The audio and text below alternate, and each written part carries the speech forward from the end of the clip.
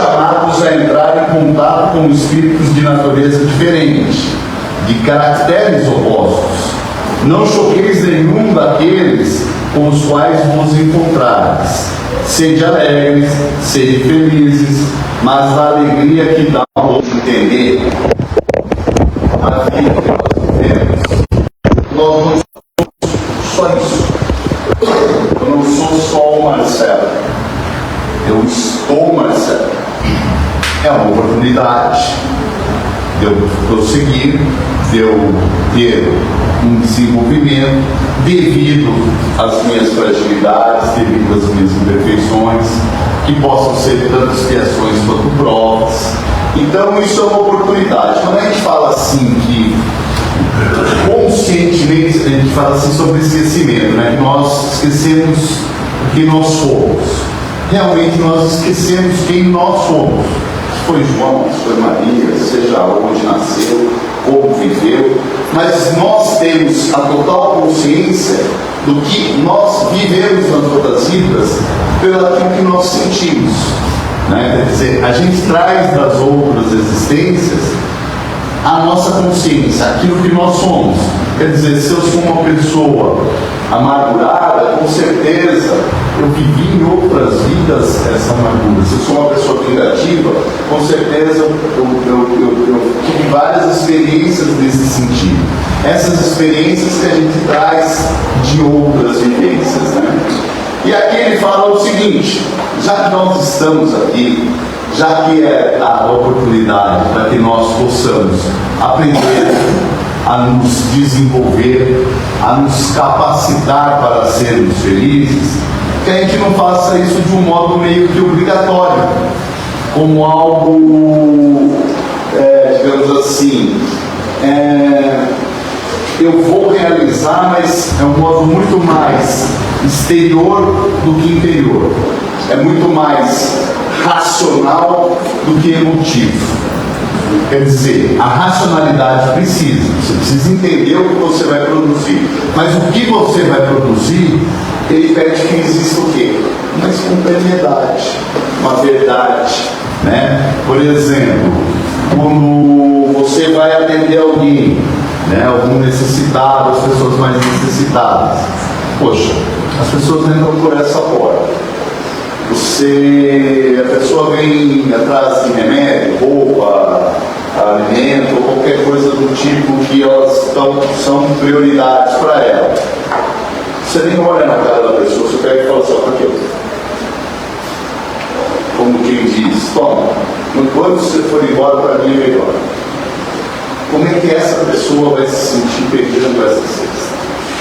Como é que essa pessoa vai se sentir recebendo essa benesse como no sentido meio que de humilhação?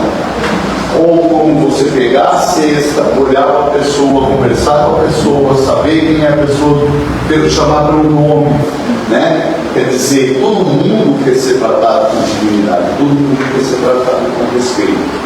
Então, para que a gente possa desenvolver isso, tem que ser algo natural. Para você conseguir agir com essa naturalidade, essa espontaneidade, você precisa se tornar isso. Ser alguém mais leve. Ser alguém que não está batendo cartão aqui. Quer dizer, eu tenho que fazer boas ações, então eu vou bater o cartão. No dia tal, bati o cartão, saio por aquela porta e acabou. Eu tropeço com uma pessoa na rua, eu já não converso com a pessoa, nem dou atenção para a pessoa. Não, porque eu faço um projeto em tal lugar, assim, assado. Né? Até tem um livro que um trabalhador de um centro, ele estava no umbral. Né? Ele fala, como eu estou aqui, eu trabalhei, então a questão não é isso. Você não compra horas bônus. O que você aprende é se tornar alguém melhor. E para se tornar alguém melhor, não é uma obrigatoriedade você estar no centro. É uma o quê? Uma obrigatoriedade de você, com você mesmo, de se tornar uma pessoa melhor. Ao se tornar melhor, todos os relacionamentos que você tiver começam a se tornar melhor. Né? Então existe essa coisa da naturalidade. Quando nos é dado essa oportunidade de encarnarmos é para a gente viver determinadas situações. E as situações que nós vamos viver são situações que a gente tem dificuldade. Então são oportunidades de crescimento, né?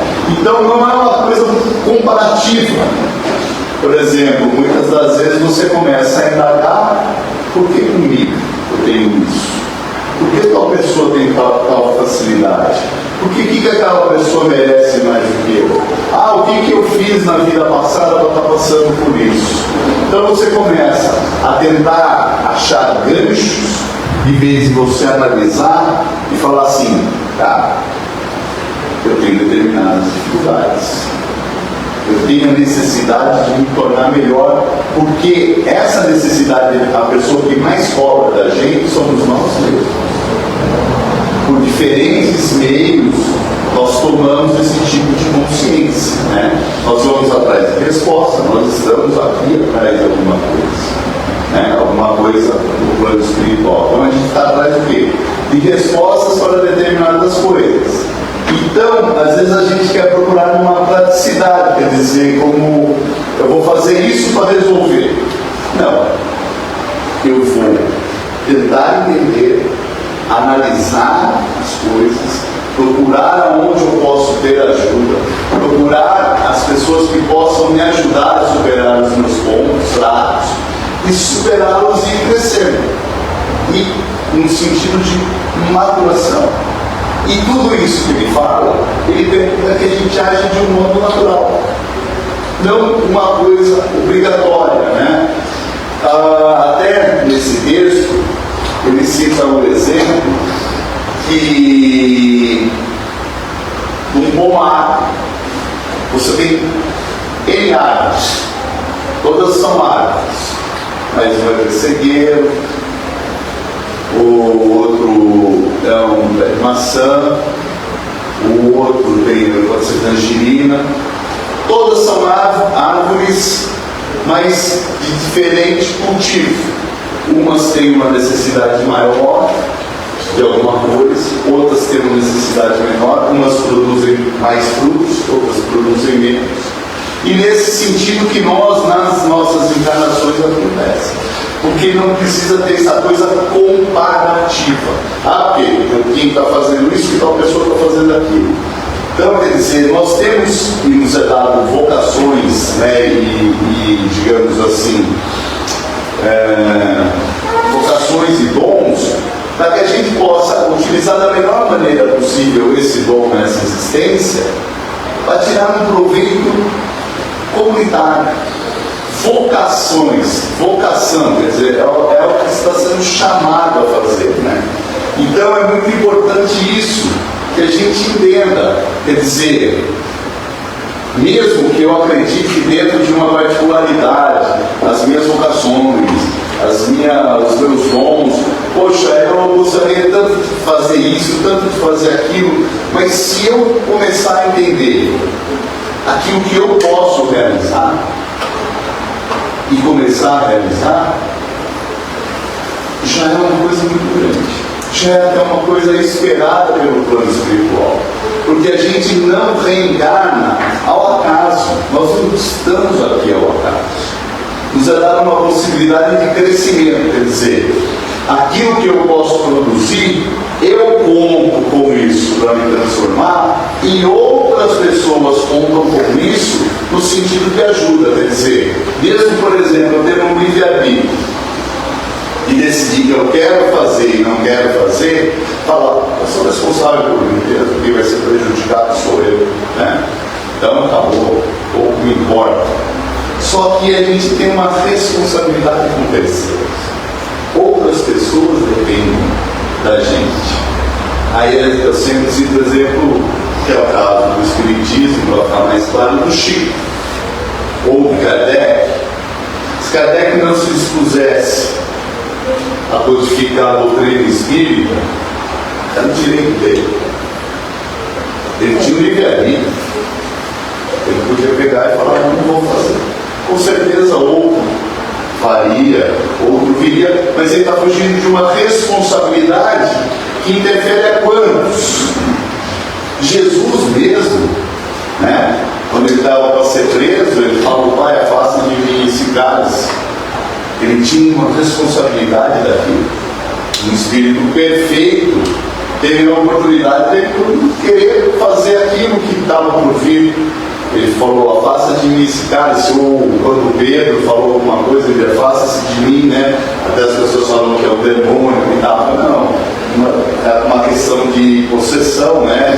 De estar com uma obsessão em cima, começa a interferir dando conselhos negativos. Quer dizer, você tem isso na sua vida, né? Você tem que trabalhar com as suas inseguranças, com os seus medos, com as suas imperfeições, e também trabalhar com essa negatividade também que tem no mundo, né? Quer dizer, a partir do momento que você começa a vacilar, a sofrer, a ter maus pensamentos, essa negatividade começa a se absorver. Aí você cai num processo de desequilíbrio. Ao cair num processo de desequilíbrio, é muito difícil você retomar isso. Quer dizer, você retomar uma consciência, retomar o pé da situação para viver aquilo que tem que ser vivido. Então, por exemplo, a gente fala, através do Espiritismo, que existe essa coisa de equilíbrio através do passe, os tratamentos. Ou seja, o que é o passe? O passe ele me reequilibra para que eu tome pé de uma situação, quer dizer, que eu não tenha tantas interferências, para que eu possa, ao sair dali, e viver o que eu tenho que viver. Não abrir o peito e viver da fora, achar que eu já estou preparado para isso. Mas me equilibrar para buscar uma devida ajuda, para eu conseguir ter equilíbrio para aquilo que eu tenho que viver. Então, se essa vida que eu estou vivendo, que eu estou mais certo, quer dizer, foi me dado as possibilidades. Olha, você tem limitações aqui, você tem possibilidades aqui. Então, dentro das suas limitações, você tenta fazer o melhor, e dentro das possibilidades você realiza. É essa existência, eu tenho que fazer isso. Quer dizer, é a mesma coisa que te dá uma oportunidade de você cumprir uma função. Só que não é uma função só para você desempenhar, mas é uma função para você se transformar, para você aprender, né? Quer dizer, eu realizei alguma coisa, e ao realizar isso, eu comecei a ver, digamos assim, mudanças dentro de mim em relação a pontos que eu pensava. Às vezes a gente vê brincadeira e fala assim, alguém que está casado com alguém fala assim: é meu karma, eu vou viver, que depois que eu morrer não quero nunca mais ver a pessoa. Vocês já ouviram alguém falar assim? Estava dizendo, não é nada disso, né? Quer dizer, a vida é a mesma coisa. Quer dizer, não é vou viver isso aqui que eu tenho que viver e não quero nunca mais isso. Não, eu vou viver isso aqui para eu aprender. Dentro daquilo que eu vou viver, eu vou aprender. Mas, poxa, mas o meu é diferente daquele. Não se preocupa com aquele. Você se preocupa em me ajudar aquele a viver o que ele tem que viver. E vive você a sua. Porque não existe essa coisa de comparativo. Às vezes você começa a comparar uma vida com a outra, uma vida com a outra. E daí? As duas vão acabar. E às vezes você conseguir determinadas coisas que você achava que você tinha que viver, porque não te representa, não te acrescenta em nada, você vive aquilo, e ao atingir determinadas coisas, a sua frustração é maior ainda, porque aquilo não te traz uma felicidade, aquilo não te traz paz interior, viver feliz. É o que ele fala, viver feliz, quer dizer, dentro das minhas possibilidades, poxa, eu gostaria de ter feito isso, aquilo. Legal, não dá. Mas, cara, dentro do que eu posso viver, eu vou fazer aonde eu estiver o meu melhor. Eu vou fazer as coisas com prazer. Eu vou fazer as coisas com alegria, satisfação. É a leveza de você realizar determinadas coisas. Quando a gente ajuda determinadas pessoas, né, ou você faz alguma coisa nesse sentido, você se sente leve. Às vezes você fala assim, pô, estou sendo mais beneficiado do que eu beneficiei alguém por ter feito uma ação disso. Porque a nossa essência é essa. A gente foi feito para ser perfeito. E quando você é feito para ser alguma coisa e você sufoca isso, você acaba sofrendo. É a mesma coisa, eu também falo você, por exemplo, de você pegar alguém numa piscina e ficar segurando a cabeça dela assim. Não deixar ela respirar. Ela vai se debater, vai lutar para soltar a mão, e na hora que eu solto a mão, o que ela faz? Ela mexe e respira para se sentir viva. Isso de pôr a mão na cabeça e afundar, muitas das vezes a gente faz com o nosso espírito. A gente sufoca, a gente não deixa ele respirar. E ao não deixar respirar, a gente se sente incomodado e também desequilibrado e muito menos feliz. Então, digamos assim, a vida nos proporciona oportunidades. Até uma turma de estudo aqui falou assim, poxa, quer dizer que se eu tiver uma expiação, eu tenho uma expiação. Expiação é algo que é obrigatório você passar por aquilo. Você não tem consciência, então você encara no sentido, com a ajuda das pessoas, para passar por determinadas coisas para você aprender. Digamos que a pessoa falou assim, e se eu, dentro de uma existência, né, dessa minha existência, eu tiver uma expiação, e ao ter essa expiação, eu tenho um tipo de uma consciência e eu consiga passar por ela e aprender com ela. Quer dizer que a minha existência, essa existência, vão viver sempre com essa expiação? Não. A partir do momento que você aprende, a partir do momento que você se torna melhor, essa expiação deixa de existir. Você pode dar até outras oportunidades para essa mesma existência. Quantas e quantas vezes você vê pessoas que começam a vida em um determinado ponto e ela consegue o quê? Em determinado momento ela deslanchar a vida dela. Eu não estou nem falando em parte material, mas eu estou em parte de vida, de felicidade, de leveza, de satisfação com a vida. Porque as pessoas vão aprendendo. E o aprender com essas coisas que a gente tem que viver não é aprender no sentido da eu entendi, hoje eu faço. Não, é você se tornar. Porque, digamos assim, eu tenho um problema de uma expressão que eu vim para cá por causa de um relacionamento que eu tenho com a minha atual mãe. Então eu aprendi que eu não devo me comportar de uma determinada maneira com ela. Então, legal. Mas eu me comporto com essa maneira que eu não deveria comportar com ela, com outra pessoa em outra situação. Quer dizer, eu não aprendi nada. Não é para a gente, digamos assim, fazer algo seletivo, mas fazer o total. Quer dizer, a partir do momento que você se torna alguém melhor, você não vai nem se comportar errado com essa pessoa e muito menos com outra que você encontrar. Isso é importante. É nisso que ele fala. E tudo isso que é feito é no sentido de amor, de felicidade, de prazer em fazer as coisas. O maior exemplo disso, a gente pega Jesus. Jesus nasceu num lugar considerado pelas pessoas onde ele vivia. As pessoas tinham desprezo, um lugar de péssimas condições financeiras, não era o centro de riqueza, e de desenvolvimento. Ele viveu lá, ele encontrou pessoas, ele almoçou e jantou com pessoas, ele curou outras pessoas, ele foi se transformando e foi todas as pessoas que foram caminhando, ele foi fazendo de um modo que autoritário, positivo, como quem diz, faça isso, faça aquilo, e como quem diz, tem que fazer isso aqui, que eu não vejo a hora de ir embora daqui. Ou ele foi uma pessoa o quê? Acolhedora. uma pessoa amorosa.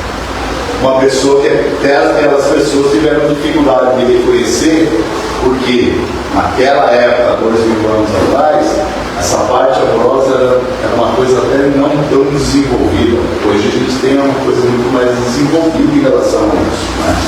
No sentido de você entender determinadas coisas, no sentido de você respeitar, pelo menos, as pessoas, né? Então, a realização de um modo feliz, de um modo natural, porque não adianta, eu posso até no começo das realizações que eu começar a fazer, ser algo meio que obrigatório, imposto, quer dizer, eu começo a ser o quê? Vigilante comigo. Mas isso, com o passar do tempo, tem que ser alguma coisa muito mais leve. Eu tenho que me tornar isso. E o maior exemplo que a gente tem disso é pelas próprias leis que a gente viu na Bíblia. Moisés não veio e deu 10 leis? Não trouxe lá 10 leis? Quais que eram as 10 leis de Moisés? Não desejar a mulher do próximo, não levantar falso testemunho, não matarás, não roubarás, honrar a pai e mãe, e assim por diante, amar a Deus sobre todas as coisas. Ou seja, algo que é o quê? Impositivo. Não vai fazer isso, não vai fazer aquilo, que isso é pecado, senão você está perdido. Passado séculos, Jesus vem e fala: eu não vim revogar a lei das pessoas, mas ele trouxe um outro jeito disso. Amar a Deus e amar ao próximo como a ti mesmo. Então, de algo que é impositivo, não faça isso, passa-se para quê? Uma coisa de sentimento. E sentimento é algo que você se torna.